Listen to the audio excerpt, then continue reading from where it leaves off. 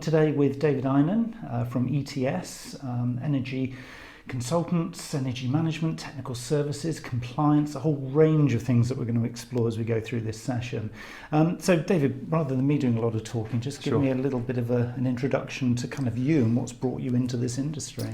My background is environmental science. So I did a master's in pollution and environmental control at Manchester. It's what seems like a lifetime ago now.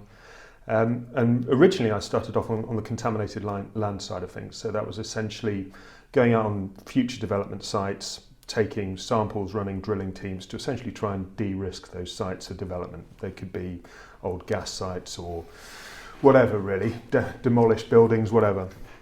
But I got to a point where, number one, you get quite tired quite quickly of the 5 o'clock starts on cold sites. Sure. But I wanted to really move into the built environment in a more sort of tangible way around sustainability and carbon performance. So in a previous role, I worked for a multidisciplinary consultancy, which allowed me to transition internally within the business to work on the sustainability team essentially. And that was where I cut my teeth, doing a lot of BREEAM, a lot of code for sustainable homes, a lot of SQL work. Those are all sustainability assessment mechanisms for buildings.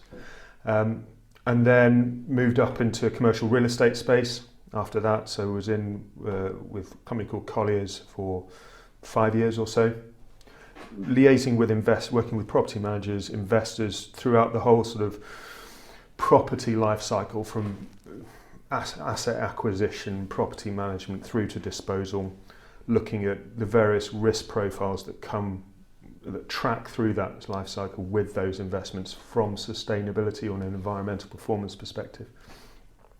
Then a sort of sideways wiggle into residential development with a leading ethical developer, and now energy management with ETS. So I've been here 2 years now, and it's fantastic. So we work with a number of really interesting clients across a number of sectors, essentially trying to save them money, number one, but improve the operational performance of their estates, improve the resilience of their estates, and obviously improve the carbon and environmental performance of their estates.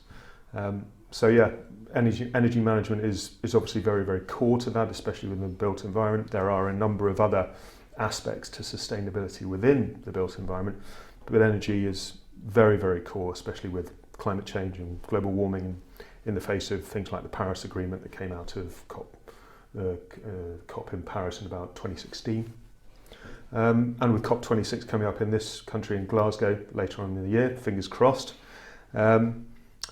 Enjoying it. Great fun. Interesting. I mean, even just the way that you describe it as a sector, the complexity versus so many other industries and sectors where it's almost there's a simple kind of chain of command, if you like, in terms of how, as an organisation, you can make a difference and the kind of services that you offer. This industry sounds super complex. It is, and because you work with companies from all sectors, there are commonalities of pressure points across all sectors, cost efficiency being one of them. But similarly, every sector is different, from multi-site retailers to commercial office blocks to manufacturing, logistics firms, whatever. The individual dynamics of how they run their portfolios, how they operate their portfolios, how their own business processes work, means that the opportunities to almost dive in and make significant interventions to save them energy are different for each sector. And the size of the prize is different for each sector. So in some sectors you need to work a lot harder to make those energy savings and reduce that carbon impact.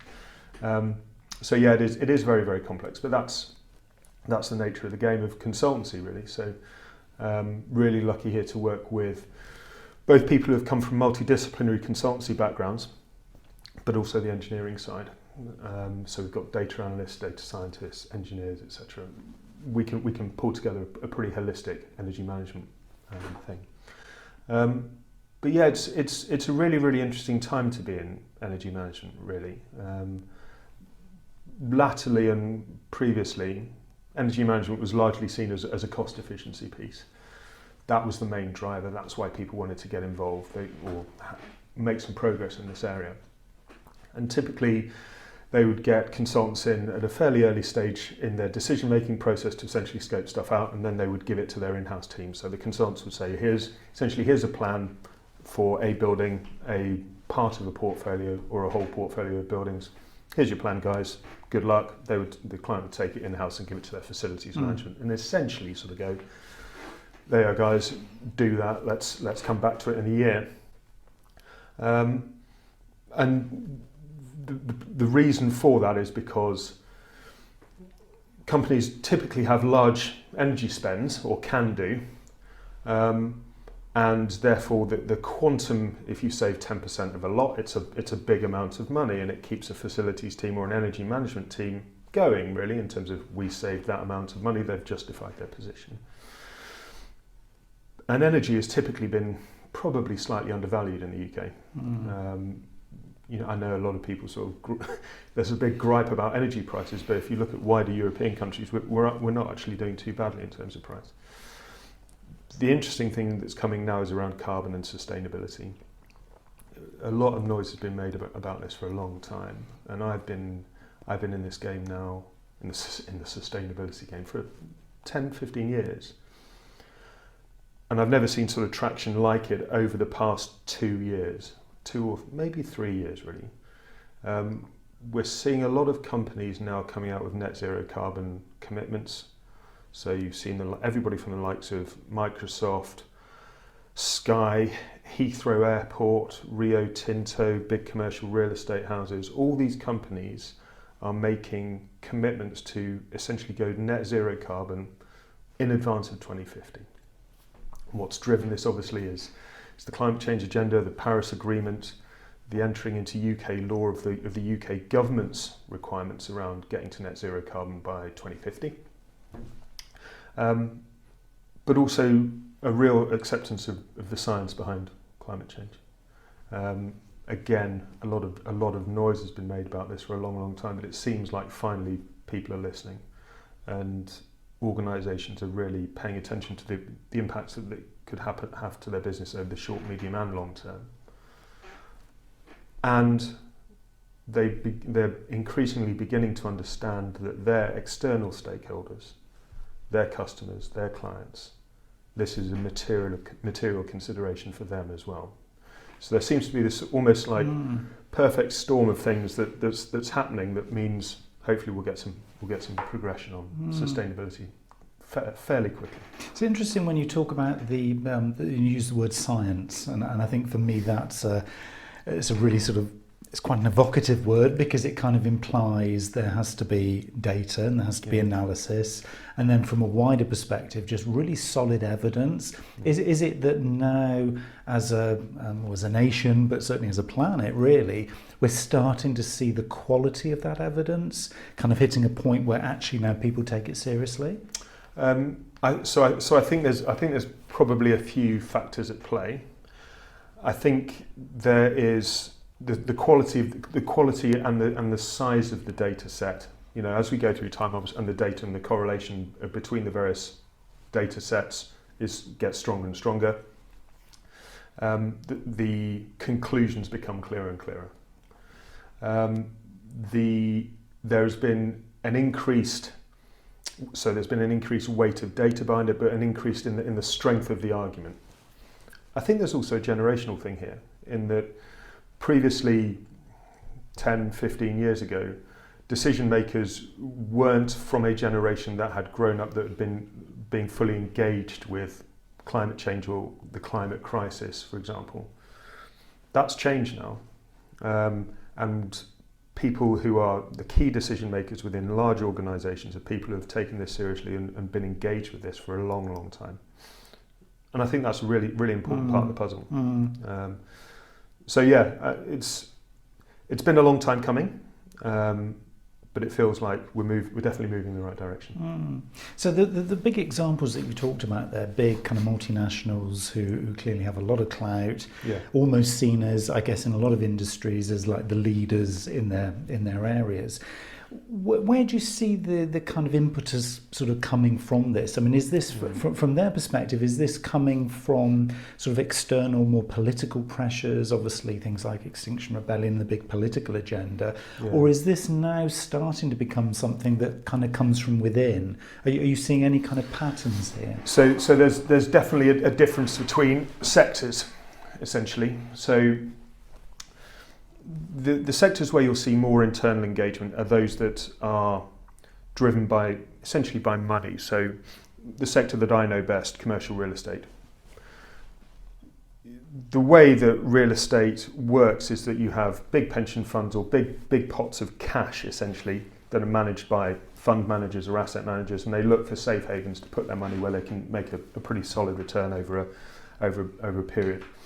What we've seen is fund managers take a leadership position on this and take this increasingly seriously. So the likes of Legal & General have been a real leader in this space. I guess maybe 5-6 years ago, they were making the decision to completely de-risk their portfolio and put in place criteria for investment in real estate that firmly took account of environmental performance. So in CRE, commercial real estate, it's an internal thing driven by clients, driven by money. And it's driven by those businesses and those investment managers that see the risk to their cash if they don't take climate change seriously. Look at another sector, so retail, for example, which is maybe where things like Extinction Rebellion come in. They're obviously highly exposed to the nature or the beliefs and the attitudes of their customer base. Customers, consumers are increasingly taking things like fair trade, but recyclability of packaging, sourcing, but also energy consumption in manufacture, much more seriously when they decide whether or not to buy a specific product. So again, it becomes a commercial reality that retailers need to adapt to this, take this agenda seriously because their customers demand it of them. So you're getting it from all angles, really. What's common about this, and as you would expect with business, is that as soon as there's a risk to cash, businesses start to take it seriously. And previously there wasn't that risk to cash, really. You saw a lot of and this is where the whole phenomenon of greenwashing came through, right? You had companies who sort of knew that they had to do something about this, and it became a marketing message. Look how green we are. But when you actually drilled into what they were doing very little, and it was just talk. The real action comes when people with power and sources of money with power, either big consumers or big investment funds, take this seriously and demand change. And I think that's increasingly where we're getting to now. No, that's really interesting, isn't it? So there is this kind of wave of, I guess, conscious or conscience probably is a better word, that kind of comes from the external. But then there's also now this nice balance, which I'm guessing when you say, in the last sort of couple of years you've seen such a difference, probably sort of 2 to 5 years ago and earlier, there wasn't that nice correlation between the commercial aspects of this and the desire to do it. So then if there's always clear water between those two, then it's not really on the serious agenda. So now it sounds like it's much more of a strategic thing. So people are actually using this as part of their kind of strategic management decisions. Do you think that's where? No, definitely. So you've seen the rise in teams. So you've had sort of CSR teams, corporate social responsibility teams, in big organisations for a long time, and they've had varying levels of power within, especially multinationals, depending on the level of exposure externally to that sort of those funds, that source of cash. Now we're seeing ESG teams, so environmental social governance teams, sort of strengthen the real attitude around this, strengthen within organisations, and these factors being taken much more seriously, much higher up the food chain. I think there's legislation obviously has a very key role to play in this as well. And as legislation tightens, again, that's a further risk, not only to sources of cash, but actually the ability to trade, the ability to do what your business does. And that will have been that has been a significant factor as well in rising these issues up the food chain, because they become points of law, they become points of legislative compliance. There are a number of sort of legislative triggers that happen in energy and sustainability in commercial real estate or the built environment, and they have varying levels of aggression or teeth or agency. So, for example, we've just come through ESOS, the Energy Savings Opportunity Scheme, which is a big piece of legislation that requires every organisation over the SME threshold to undertake energy audits across their operations every 4 years. Sounds great.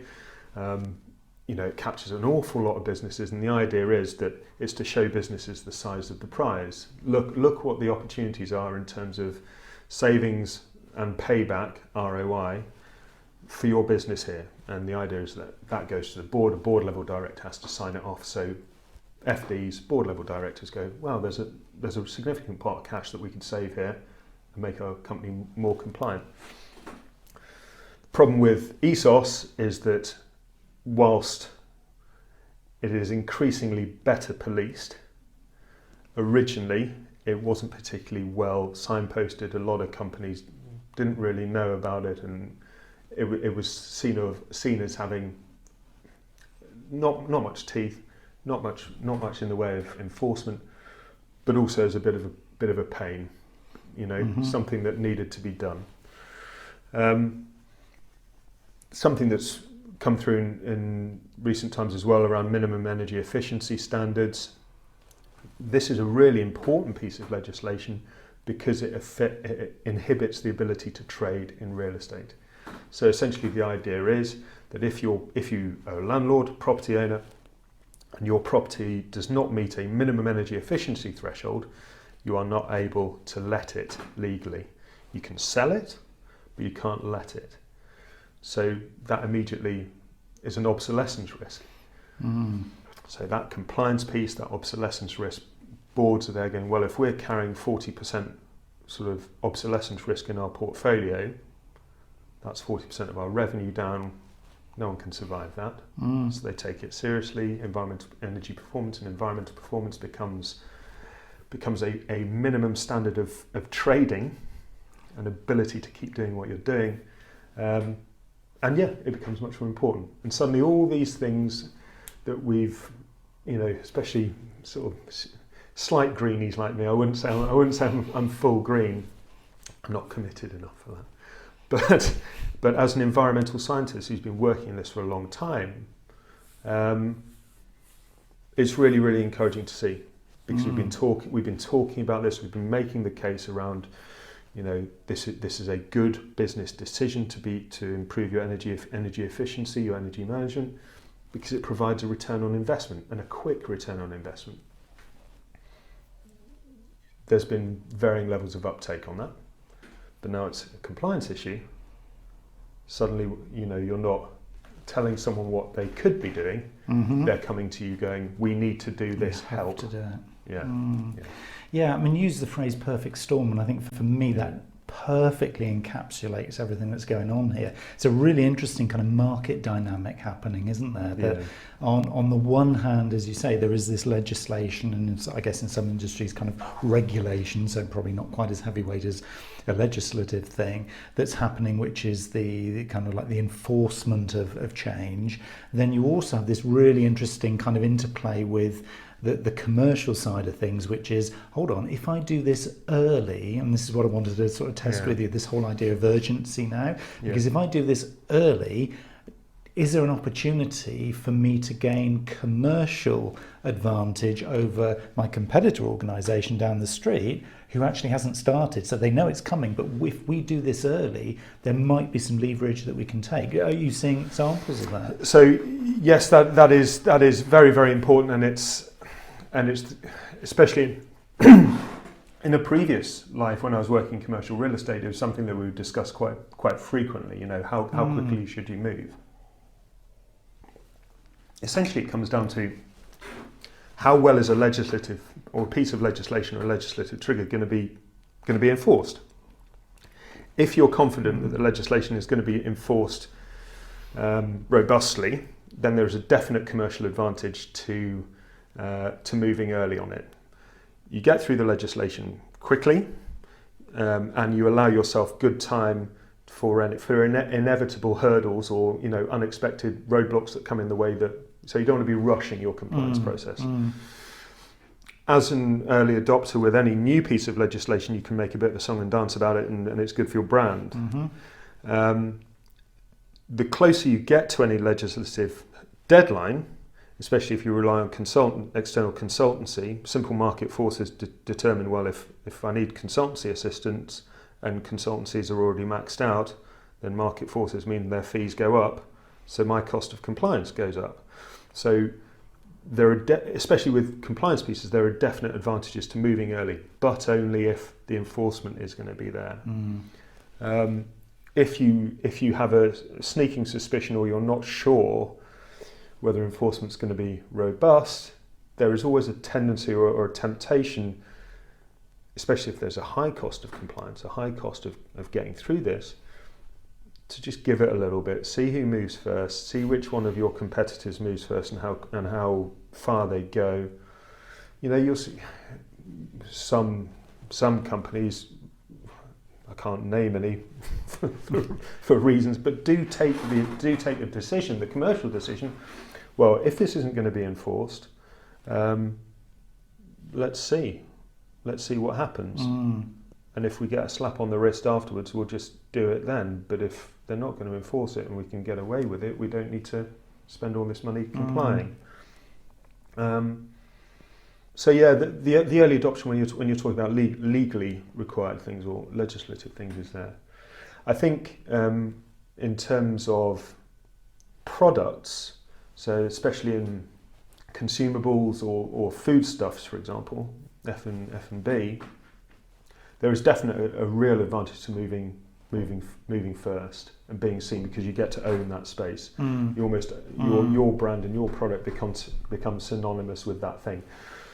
Prime example, Greggs and the vegan sausage roll. I mean, what a fantastic bit of marketing! What a fantastic bit of brand product development that essentially saved a company that was, as far as I know, may have been slightly struggling. But suddenly this vegan sausage roll comes along, and as soon as you think of, no other bakery absolutely can pull that off now. No.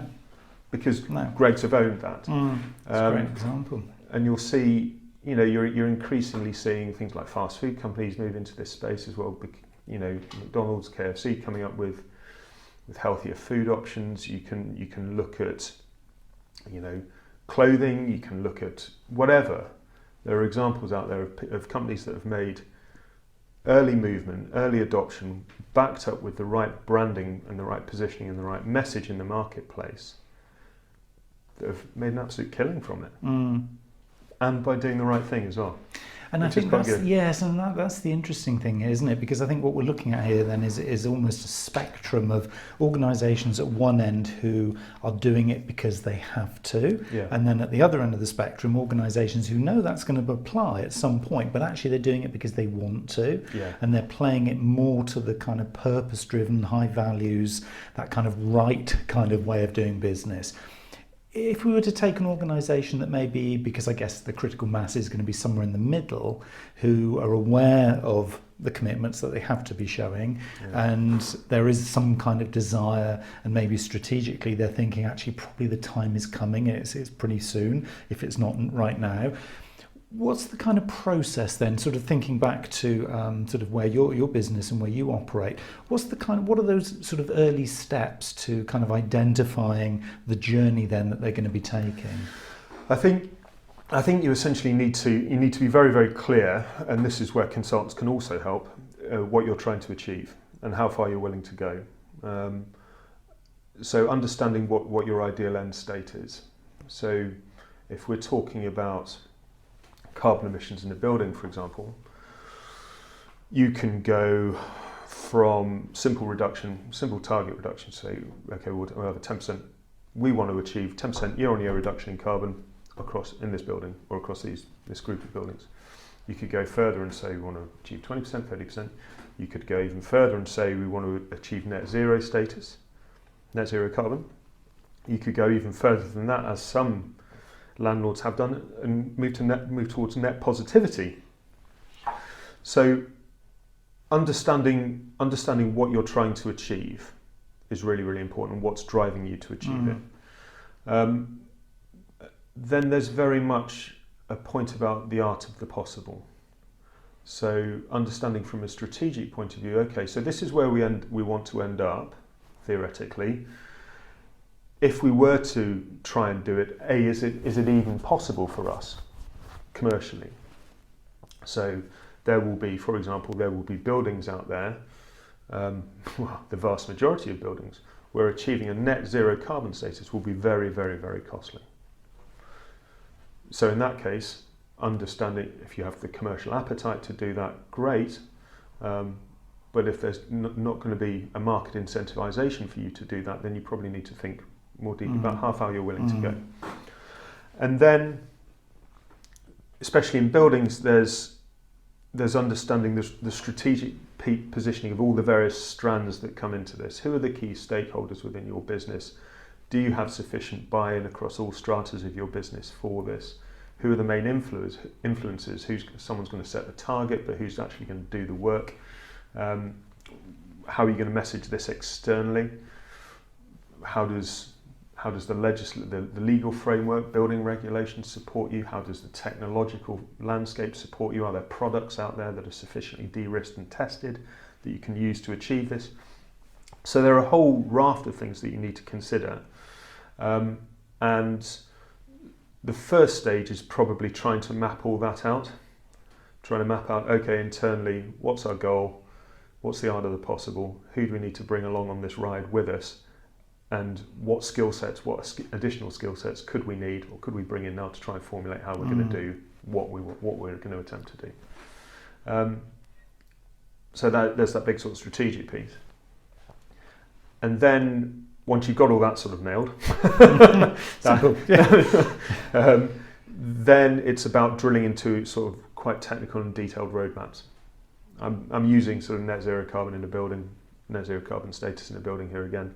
So you can set up the strategy, but then it's understanding on a year-by-year basis, okay, so we're going to achieve net zero carbon strategy, net zero carbon status on this building by 2035. It gives us 15 years. What are we going to do years 1, 2, 3, 4, all the way up to year 14, year 15? How much is that going to cost? What's our spend profile going to be? How does this fit in with the other things that are happening in this building around tenants coming in, coming out, refurbishment cycles, potential sale of the asset, fixed plant reviews, all these sorts of things. And really trying to sort of embed that process on a very granular and very functional level into day-to-day business. The problem with energy management, or one of the difficulties with energy management, comes where it sits as a separate discipline.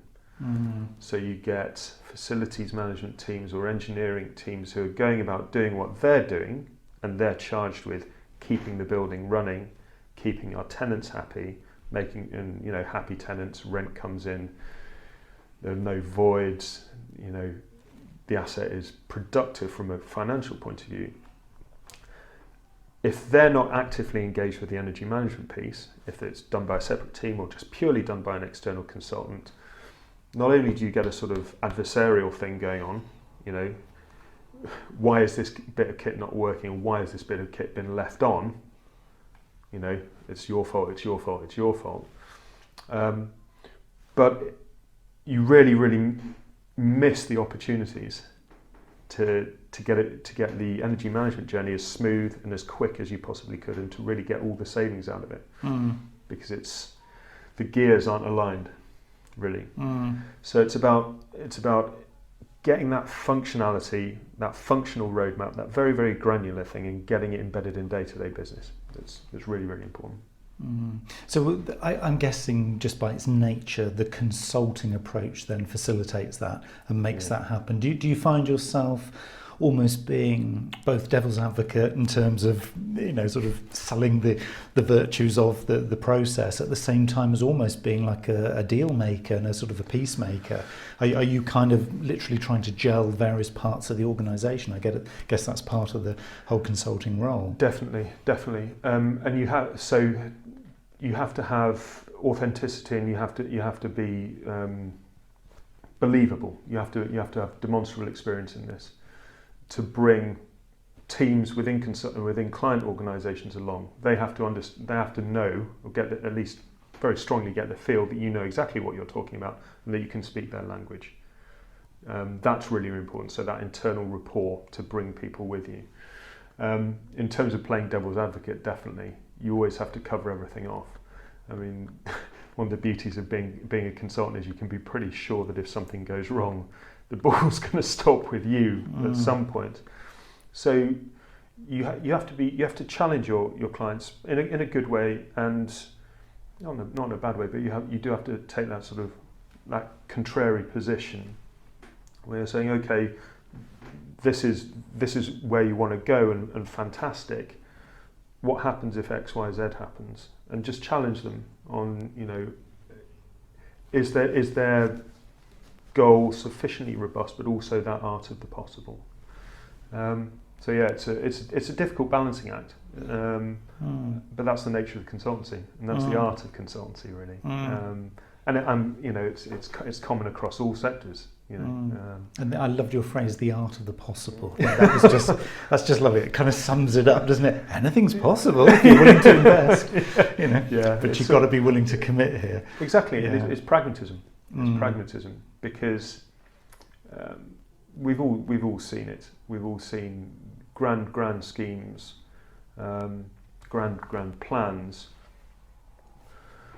not go as far as a plan that would have gone, if that makes sense, because you've tried to reach for the stars, whereas it's funny, one of my old colleagues used to say the best is the enemy of the good, right?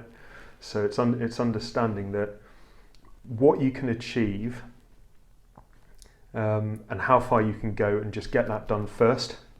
Don't overreach too soon, because you will go nowhere, essentially.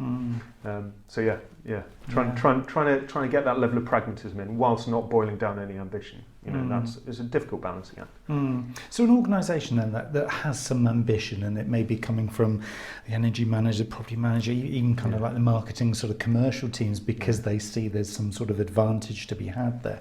Are there kind of resources available to begin that journey? Because I'm guessing, obviously, as an organisation like ETS, obviously you cover so many different sectors. You're sort of, this dearth of, this huge weight of kind of experience and ability to kind of see things from different perspectives. But if somebody's kind of new to this, knowing that they have to take some significant sort of leaps of faith, and I guess to try and move their organisation forward, are there kind of resources available they can tap into to begin that journey? Definitely. So there are a number of sort of public sector bodies out there. The Carbon Trust is a really good source of information. I'm a great advocate for the UK Green Building Council. They are a real leader in this, and I love the work that they do. They're really good stuff. The World Green Building Council as well, which is sort of a global body that sits over various national green building councils. There are various sort of, CIBC is a great one, Chartered Institute of Building Services Engineers, all the professional organisations that have technical paper releases. Some of them do sit behind membership paywalls, because they're technical papers and you need to be sort of an accredited member or an engineer to get at them. But they also do a lot of free to view guidance documents on big things that, just how-to guides, essentially, an idiot's guide to X. News sources are also really important. There are a number of news platforms out there. So Energy Live News is a great example of it, that have daily updates on big movements in energy management. That they also tend to have more sort of simple background guides on, you'll hear about a new bit of legislation or a new bit of technology or whatever, what that broadly means for various parts of the economy, maybe your sector. So yeah, there's a whole wealth of stuff out there. What I would also say is that consultants generally are more than happy to have exploratory discussions, right? We're commercial organisations. We exist because we work with clients. If clients, want to ask a question, prospective clients want to ask a question, we're more than happy to have that discussion and tell them what they need to do, or make suggestions for them. We're here to help, especially one of the great things about this organisation is that it's that sort of that trusted relationship. So trusted advisors for energy and engineering is how we would describe ourselves. We're there we're for our clients over the long haul. So yeah, I would say if you can't find something out there in the public domain on how to get started, give someone like ETS a call. Yeah. So how do people get hold of you? So go to our website, www.energy-ts.com, and there are all our contact details on there. Contact me, David Eynon, david.eynon@energy-ts.com. And get in touch, and more than happy to talk. Great. Well, this has been Neil Wilkins talking to David Eynon, and it's been a really, really interesting conversation, really interesting. And hopefully you found this sort of useful. If you see a commercial opportunity here, obviously David is available. If you see an energy carbon footprint opportunity, if you have a portfolio of properties, if you have an estate, if you're just looking to begin the journey, I think certainly from what you've heard here today, David is certainly going to be your first point of call. So thank you very much for listening. It's been really, really good. So thank you, David. Pleasure, again. thank you. It's been really entertaining and enjoyable, and we'll look forward to talking to you again very soon.